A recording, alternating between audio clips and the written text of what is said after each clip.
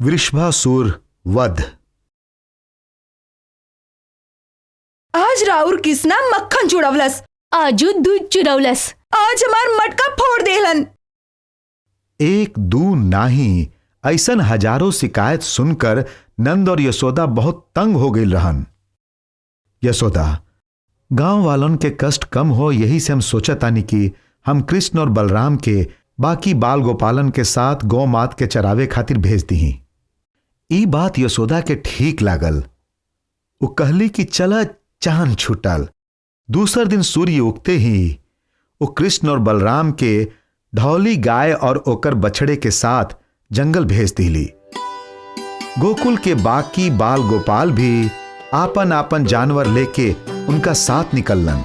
चारागाह में गाय और बाकी जानवर भी चरत रहे। यहां एक बट वृक्ष के तले कृष्ण और बलराम भोजन के पोटली खोल के भोजन करे बैठ गए। बाकी गोपाल भी आपन आपन पोटली लेके आसपास बैठ गए। अरे मित्रों, ऐसा अलग अलग बैठ के खाए से अच्छा है कि हम साथ में बैठ कर खाएं, तो ढेर सारा बात भी होई और हम सब एक दूसरे के भोजन चख सकीला। ठीक बा ना?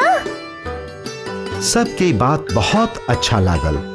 एक बहुत बड़ा पात बना के सब के सब सब्जी रोटी मक्खन बड़ा स्वाद से खाए लगलन। गैयन के चराए और गोपाल काला बना के खाना उनका रोज के काम हो गई।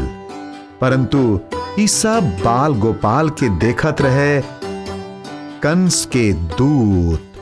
कृष्ण और बलराम नित्य वन के चारागाह में गाय चरावे आवत रहन। ई कंस के मालूम भइल। उ सोचे लागल और ओकरा दैत्य सैन के एगो विशेष असुर के याद आ गइल।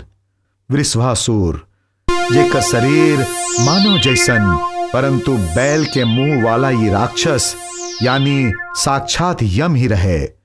शरीर से तो हट्ठा कट्ठा रहे पर ओकर आंख भी भयानक लाल रहे। कंस निश्चित कैलस कि ई वृषभासुर के हम गोकुल भेजब। आज रोज के तरह कृष्ण और बलराम सब गोपालन के साथ वन आयल रहन, पर अचानक उनका दूर से धूल के बादल दिखाई दिए लागल।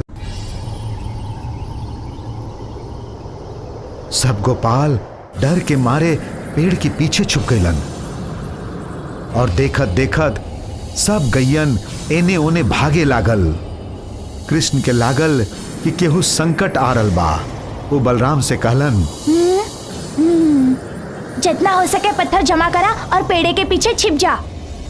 शीघ्र ही पेड़न के पीछे गोल गोल और नुकीले पत्थर के अंबार खड़ा हो गई।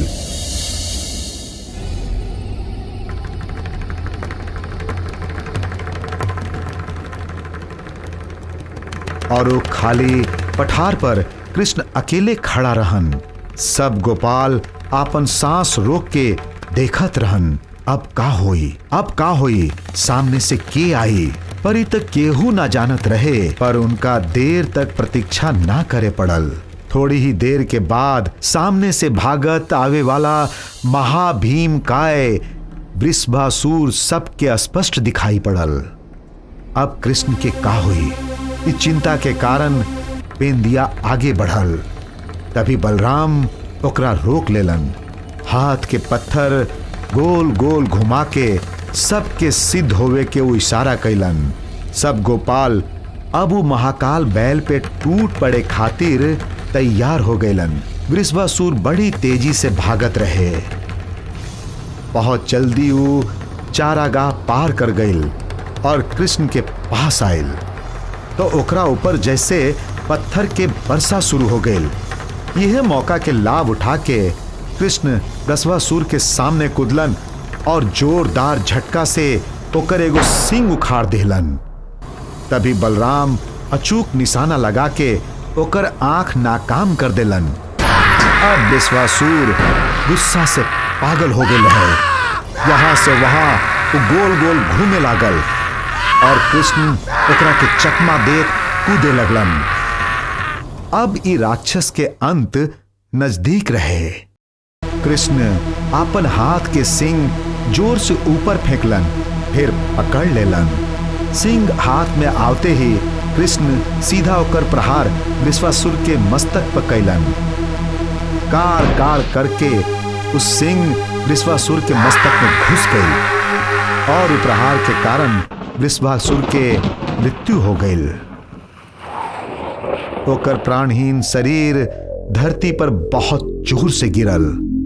धीरे धीरे गोपाल पेड़ के पीछे से बाहर निकलन। फिर चारों ओर से उ लोग वृषभासुर के घेर लेलन।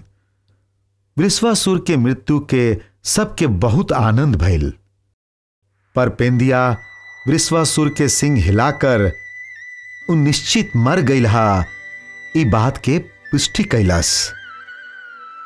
ई देख के सबके हंसी आ गईल। बाकी कृष्ण इस सब से दूर अपन ढवरी गाय और ओकर बछड़ा के साथ बाकी गैयन के साथ सब देखत खड़ा रहन।